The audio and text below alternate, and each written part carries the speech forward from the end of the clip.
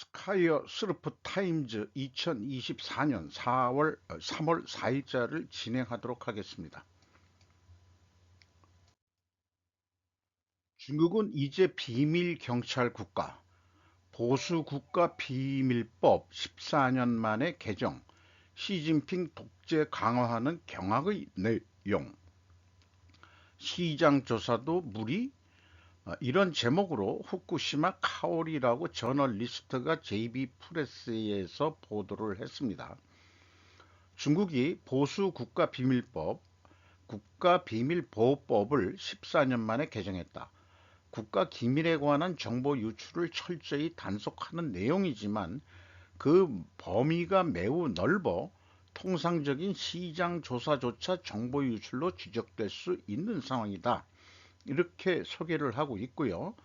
양회 전국인민대표대회의 전인대라고 그러고 전국정치협상회의 전국정협 이 그 양회가 개막하는 타이밍에 개정 보밀법이 가결되었는데 이 이유는 아마도 그 시 정권의 로서는 완전히 경제 회복은 기대를 졌고 지방 관료나 정치인들의 양회장에서 시진핑 정책 실패를 언급하는 것을 억제하려는 것이 아닐까라고 그 생각을 하는 의견을 냈습니다.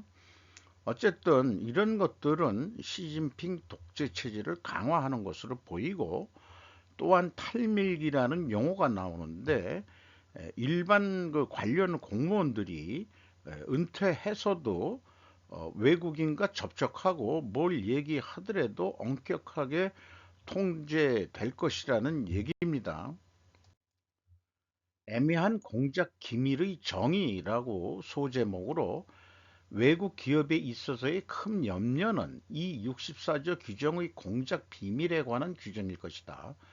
전인대 헌법법률위원회 부주임 위원 낙원은 공작 비밀은 국가 비밀은 아니지만 실제로는 규칙으로 관리 강화해야 할 것이 많다고 주장했다는 거예요.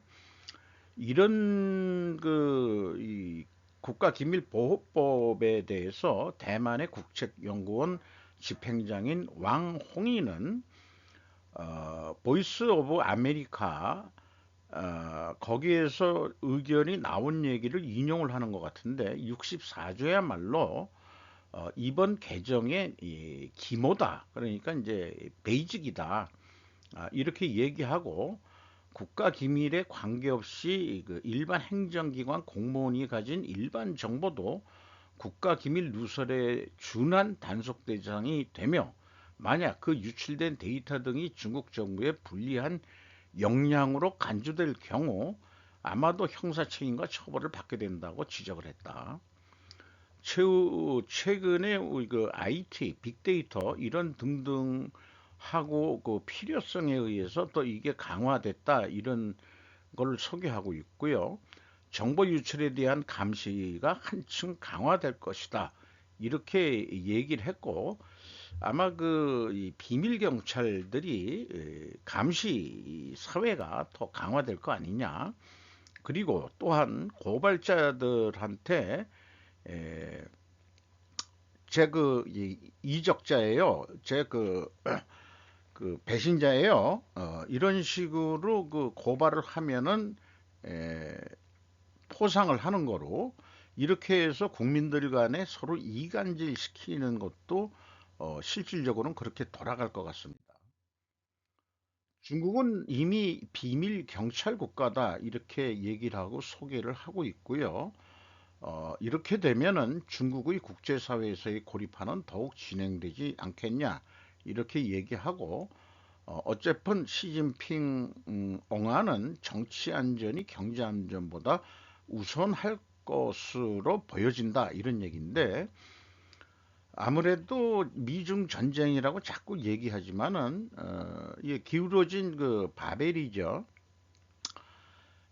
미국하고 싸우고 싶진 않다. 이미 그 이 꼬리를 내린 모양새고 그 대신 우리 공산주의 체제를 그냥 인정하고 내 장기 집권을 미국이 그냥 인정해 주라는 거로 해 가고 있는 거 아니냐 이렇게 생각이 됩니다.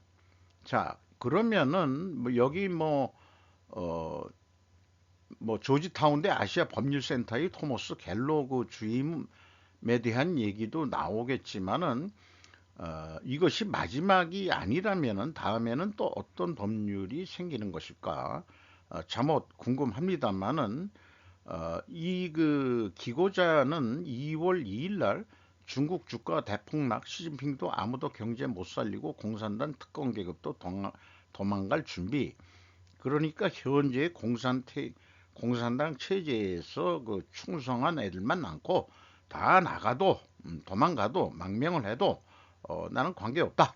음, 그, 미국하고는 이제 안 싸운다. 이런 거를 간접적으로 얘기를 하는데 미국은 그러한 중국에 대해서도 상대 국가가 독재 국가든 모든 국가의 미국의 이익이라 그러면 항상 이 대화를 해 왔죠. 그렇게 인식이 됩니다. 그런 차원에서 에, 우리 그 박정희 대통령이 독재자라고 이제 많이 이제 그 좌파에서들 얘기했지만은 박정희 시대 때, 그 다음에 전두환 시대 때, 노태우 시대 때, 왈 군사 정권이라고 얘기했지만 노태우 때부터 이제 민간 이양이 됐다고 봐야겠죠. 그렇게 되는데 박정희 전 대통령은 정치 안정과 경제 개발 C보다는 훨 낮게 그렇게 해오지 않았냐 이런 생각이 있고요.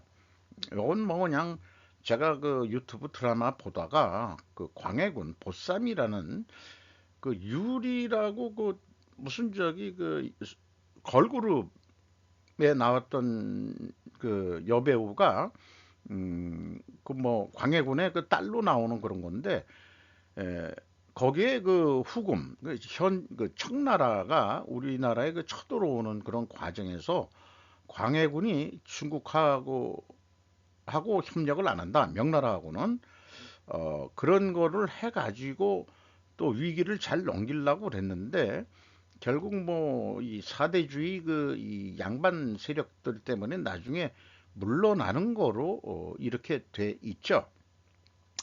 그래서 어떤 경우에는 뭐라고 그러죠? 그 두 번이나 그 청이 그 쳐들어왔는데 어떤 역사관으로는 그 후금과 조선을 남북 시대로 인식하는 역사관도 가능하다 하는 견해를 가지고 있는 사람도 있습니다. 왜냐하면은 너희들이 그 조선이 이 중국 애들하고는 틀린데 니들이 마치 중국인이 된 것처럼 얘기하면서 우리가 좀 이제 나라를 그 키우려고 그러는데 좀 협력 좀 하자 이렇게 되는데 오랑캐라고 우리를 이런 개똥 같은 새끼들 니들은 그럼 옛날에 오랑캐였는데 지금은 니들이 이제 중국인이 되겠다는 얘기냐? 뭐 이래 가지고 이제 어, 침략을 해서 아주 그냥 곤혹을 치르게 만드는 그래서 그 청나라한테 그 힘을 못 쓰게 해놓고 결국 그 산회관을 넘어서 어, 북경을 점령을 하면서 이제 청나라가 만들어지죠. 그 산해관이 어떻게 뚫리냐 그러면은 그게 다 항상 중국 이 산해관 성주가 문을 열어줘 가지고 배신자죠. 니들이 그 청나라가 정권을 잡더라도 자기도 좀 살고자 해서 배신자는 항상 그렇게 나오게 돼 있는 역사 이런 거가 생각이 나네요. 그런데 정치 안정에 관하고 연결해서 생각하면은 엘살바도르 깽단과의 전쟁이라는 제목으로 유명 유튜버가 그 방송을 한 내용이 있습니다. 정치 안정은 이루었으나 요거는 제가 그 추가 제목을 넣었는데 어쨌든 자관 깽단을 잡아다가 아주 족쳐가지고 살인율이 그 사망 사건 살인율이 10만 명당 2.4명으로 미국보다 엄청 좋아졌다는 거예요. 그래서 이 사람이 이 보수주의 회의에 와가지고 어, 연설을 했는데 수많은 미국 대도시들이 마약과 범죄 문제로 쇠퇴하고 있다. 이때까지 필라델피아나 샌프란시스코의 길거리에서 얼마나 많은 미국 젊은이들이 펜타닐로 목숨을 잃었는가. 미국은 범죄 대처도 제대로 못하고 있다고 공격을 하는 연설을 했답니다.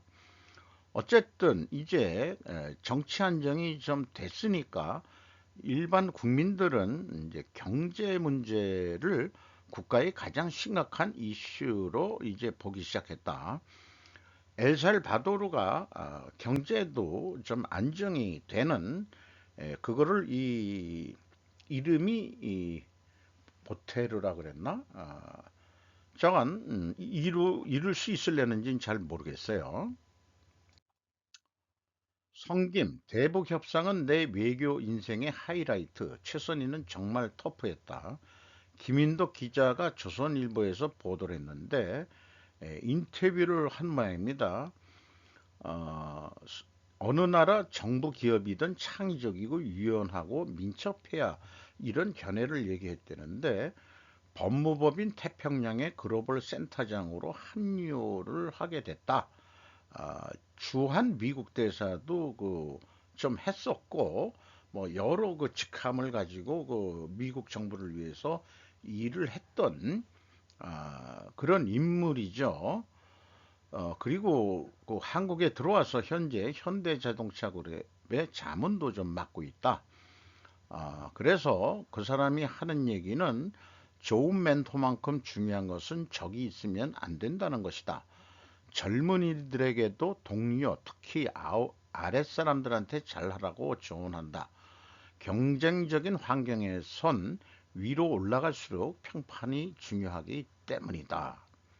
그래서 자기는 갈수록 예측이 어렵고 불확실해지는 글로벌 환경에서 어려움을 겪는 기업들에게 법적 정책적 조언을 해줄 수 있다고 자기는 생각해서 법무법인 태평양에 와서 글로벌 센터장으로 일하게 됐다. 그리고 만약에 기회가 된다면 프로보노라는 말이 있는 모양이에요. 사회적 약자를 위한 법률 서비스를 통한 공익 활동도 해나갈 생각이다. 이렇게 자기 자신을 소개를 했고 중국의 역할은 여전히 중요하다는 것은 북한을 견제하는데 중국의 역할이 좀 중요하다. 그리고 자기는 우리나라 남북 전쟁이 다시 일어날 거냐 하는 그거에 대해서는 평양에서 남한을 상대로 전면전 all out war라고 표현하고 있네요. 할 경우 그 결과가 얼마나 심각할지는 북한이 더 잘 알고 있을 것 같다. 그러니까 분쟁을 뭐 일으킬지는 몰라도 전면전으로는 할 자신이 없을 거다라고 이렇게 자기 견해를 밝히고 있네요. 이런 한국 전쟁 이런 것을 염두에 두고서 지금 한미 연합훈련이 3월 4일부터 이제 오늘부터 했는데 이것은 그 헤이신치 저널리스트 코리아 리포트 편집장이 일본판에서 그 보도를 한 내용인데요. 11일간 일정으로 우선 그 프리덤 실드 자유의 방패가 이제 실시가 되는데 한미 군사 작전에는 북한의 미사일 발사 징후를 탐지해서 선제 공격한다. 발사된 미사일을 요격하고 공격당하면 지도부 등의 보복 공격 등의 삼축 체계로 되어 있어 선제 공격을 위한 연습으로 볼 게 틀림없다. 북한 쪽에서는 참수작전이라고도 얘기하는 게 있습니다. 그 김정은. 첫째, 김정은 그런데 왜 이런 훈련을 한 근거들은 뭐냐 그러면은 첫째, 김정은 위원장의 거듭된 전쟁 발언이 있었고, 둘째, 남북 군사합의 전면 파기와 NLL 북방 한계선 무효화가 돼 있는 상태고, 셋째, 북한 ICBM의 정상각도 발사와 7차 핵실험이 우려가 된다는 거죠. 그래서 그 2월 말쯤에 그 국방부에서 한미 공동 그 훈련 실시에 대한 브리핑이 있었는데 주먹으로 손을 이렇게 대는 모양입니다. 이 미군 쪽에서는 뭐 상당히 젊게 보이네요. 어쨌든 훈련은 전쟁처럼 몸의 베개 계속 해야 됩니다. 군인이라는 것은 만약에 하나 그 사태를 위해서 존재하는 거기 때문에 그렇습니다. 훈련은 자주 할수록 좋습니다. 돈이 들어가더라도. 그래야 실전에서 우리는 이길 확률이 높아지고 정신력도 강화해야 된다고 생각을 합니다. 중국 한때 6천만 명이 배웠는데 중산층 몰락 상징된 피아노라고 정미아 기자가 조선비지에서 소개를 했습니다. 결론적으로 중국 경제가 지금 내려가고 있으니까 이제 자식들한테 피아노 배우는 것도 좀 그 그만두고 있다. 그리고 피아노도 안 팔린다. 판매 가격을 30%나 인하했는데도 이런 얘기고요. 마침 그 3위각기 피아노도 만듭니다. 뭐 다른 것도 얘기하지만은 중국에도 많이 수출을 했었대요. 그러니까 남의 얘기가 아니고 우리 얘기도 되는데 에, 그 피아노 품금이야 뭐 싸지만은 피아노가 있는 집이 꽤 우리나라도 있었죠. 네. 어쨌든 2023년도에 매출이 2,479억으로서 24%가 감소했고요. 영업이익은 40.7%가 감소했습니다. 회사는 그 원인이 국내외 경기 침체 및 경영 환경 악화로 인한 이렇게 됐는데 국내외 외는 중국의 경기 침체로 이렇게도 얘기를 할 수 있겠죠. 2024년 올림픽인 모양이에요. 프랑스 파리에서 열리는 것 같은데 예비 기념 행사 같은 사진을 좀 해가 지금 그 서쪽으로 넘어가는 그런 상황인 어, 배경 사진이 멋있을 것 같아가지고 한번 해봤습니다. 요거는 콜로라도 야생동물 관계자들이 지난 2023년 12월 오리건주에 있는 무리에서 10마리를 풀어가지고 콜로라도에 풀었다. 이 증명이 된 거에 의하면은 이런 늑대들이 있어야 숲이 살아난다는 게 증명이 됐다고 그러죠. 상당히 그 이빨을 드러내놓고 이 맨 앞에 공격적으로 사냥하는 늑대의 모습이 담겨 있는 사진을 한번 해 봤습니다. 요거는 그 북한 평양이 전력도 부족할 텐데 야간에 그냥 불이란 불은 다 켜놓고 뭔가 자연스럽지 않은 야간 풍경이에요.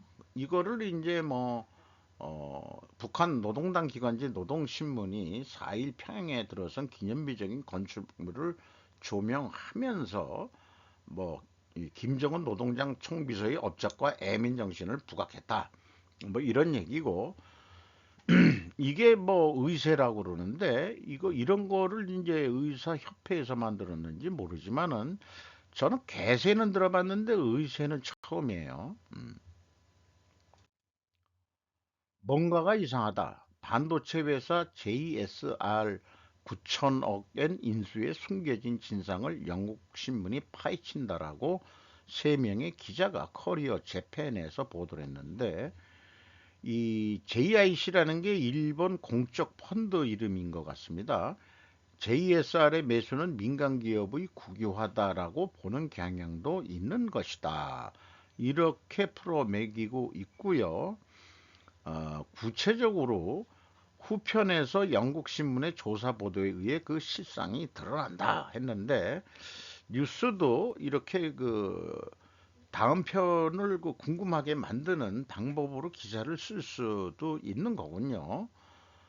해외 투자자 사이에서는 일본 정부가 개입주의를 강화하고 있다라고 염려하는 소리도 오른다. 음, 소리가 그런 염려하는 소리가 있다. 뭐 이런 얘기겠죠. 어, 그런데 그 JAR3 관광제 톱 메이커랍니다. 삼성전자나 대만, TSMC, 인텔 등도 고객으로 장사를 잘 하고 있는데 이거를 JIC에서 그 대주주로 그 인수를 혼대는 거에 대해서 민간 주도 이 관계자들은 눈살을 찌푸렸다. 뭐 이런 식으로 표현하고 있어요. 거기다가 12월에 어, 이 신광전기 공업이라고 반도체 패키지 기판, PCB 기판인 모양입니다. 요런 회사도 6,850억 엔으로 매수할 의향이 있어가지고 지금 추진 중이다. 이런 얘기고, 어쨌든 그 이 발표에 있어서는 디지털 시대에 있어서 이렇게 말하자면은 그 같이 협력해가지 않으면은 경쟁에 이길 수 없기 때문에 그것을 제가 JIC에서도 서포트 해 나가려고 그렇게 지금 추진하고 있다. 이렇게 이제 설명을 했다는 거예요. 러시아 우크라이나 침공 2년 전쟁 중단의 큰 열쇠.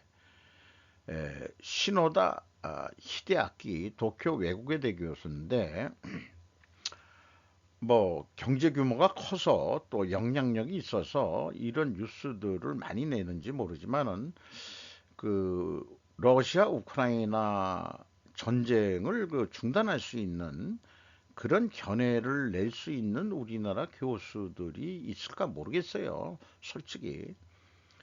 그런데 이제 결론을 얘기를 하면은 억지력을 우크라이나가 가지고 있어야 된다.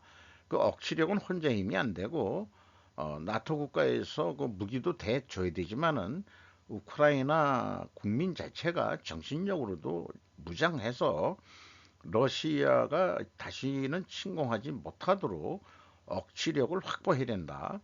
이런 얘기는 우리 한국에서 대한민국에서 계속 그런 전략으로 하고 있는 거죠.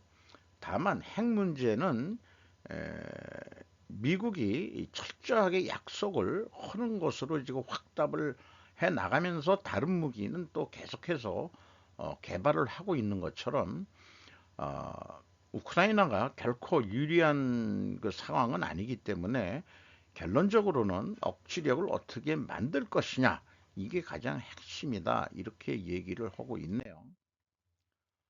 국제화한다면 이렇게 모든 의사결정 영어로 바꾼 북유럽 명문 헬싱키 대 뭐 핀란드의 그 헬싱키 제가 그 촌놈이 그 핀 에어라고 핀 에어인가 핀란드에 엄청 싸게 해가지고 그 이 여행 가이드 같은 역할을 할 수 있는 학습 동아리 그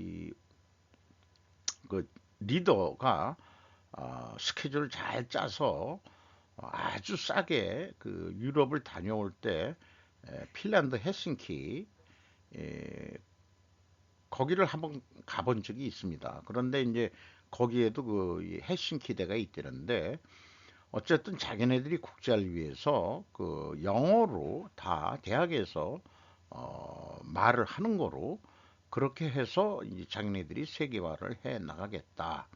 그래서 한국에 와가지고 어, 우리나라 그 서울대와 고려대 성균관대와 교육 연구 협력을 강화하는 데 합의했다라고 하면서 어, 사이언스 조선 기자 이정현 기자하고 인터뷰하는 그런 그 총장 그런 거를 소개를 했습니다. 어쨌든 자기 나라에 오더라도 영어로 다 하고 핀란드 말 안 배우셔도 되니까 자기 나라에도 유학 좀 많이 와 주시고 또 학비도 내 주시고 또 필요하면은 또 그쪽도 무슨 장학금 제도가 있는지 모르겠죠. 어쨌든 대학들도 생존하기 위해서 꽤 애를 쓰고 있는 것 같습니다. 우리나라가 이제 인구도 우리나라도 줄어가지고 대학교도 이제 많이 없어져야 될 텐데 생존하기 위해서 뭐 제가 그 구경한 것만 하더라도 2년제 대학이라도 베트남이라든지 중국이라든지 이런데 유학생들을 받아들여 가지고 그렇게 이제 하면은 에, 문화교육부인가요? 거기에서 그 이 좀 지원 정부에서 지원금이 나오니까 그거 받아 먹으려고 하는 경우도 있는 것 같고 또 이제 그런 유학원 학생들이 또 알바 뭐 이런 등등으로 해서 또 기여하는 바도 있고 뭐 그런 거를 좀 구경을 해봤습니다. 뭐 대학에서 어떤 실력도 안 되지만은 특강 시간을 좀 줘가지고 들어와서 이렇게 얼굴들을 보니까 반 이상이 국내 학생들이 아니고 외국 유학생들한테 제가 그 뭐 회계 전문은 아니지만은 기본 회계를 한번 그 스르프 회계 관점에서 한번 좀 소개를 하고 그런 적이 있습니다. 니키 헤일리 DC 경선 승리 선거운동 첫 승했다. 어, 뭐 자건 그렇다는 얘기인데 문제는 DC 공화당 유권자들은 대부분이 다른 지역에서 볼 수 있는 보수 기반을 대표하기 어렵다. 요게 이제 어, 승리는 하긴 했는데 예비 선거 아니 후보 선거에서 어쨌든 이 포기 안 하고 계속 이렇게 그 경선 후보 경선을 하는 이유는 아마 차기를 또 노리기 때문에 계속하지 않을까. 그리고 후원자들도 뭐 좀 있지 않을까 하는데 이 니키 헤일리 그 유엔 미국 대표대사도 했었죠. 아마 아랍계열로 알고 있습니다. 그 생김이라든가 뭐 이런 것으로 봐서 아랍계 그이 미국인으로 알고 있습니다. 제가 제대로 알고 있는 건지 모르겠습니다만은 일본 정부 디플레이션 종식 선언 고려 교토통신에서 보도한 내용을 로이터 통신에서 인용 보도를 했습니다. 어, 로이터 통신은 그 해당국의 기자들을 이용해 가지고 어, 정식 고용인지 어떤지는 모르겠습니다만은 전 세계 뉴스를 다루려다 보니까 뭐 대우를 잘 해주겠죠.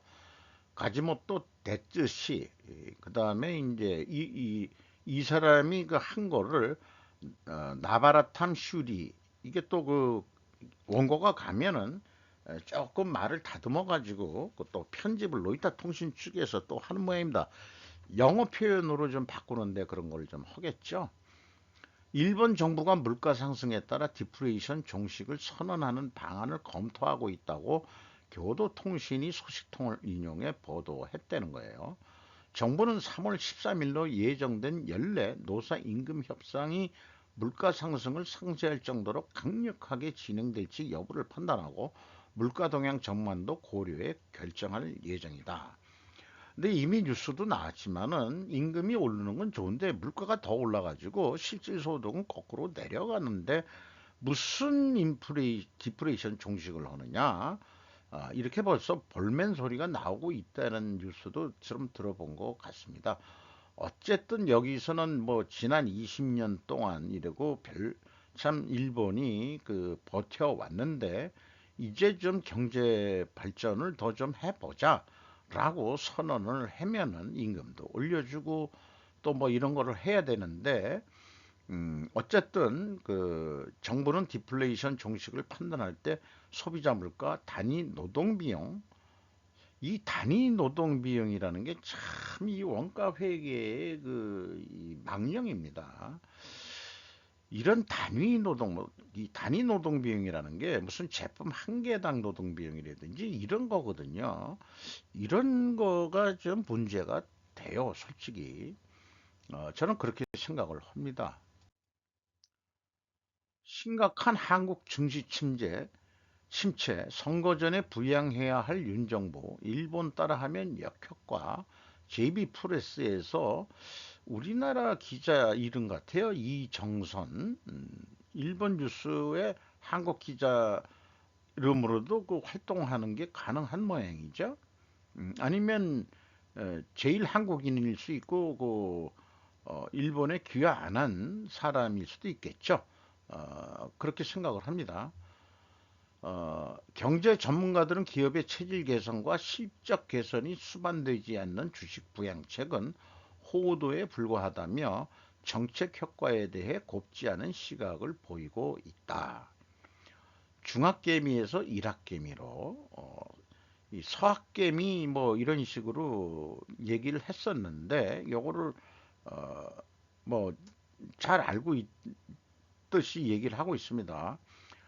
중국 투자에서 일본 투자로 바꿨다는 얘기죠. 이 국내 개미들이 일본 반도체 관련주 한국서도 호황이다라고 쭉 소개를 하고 있고요.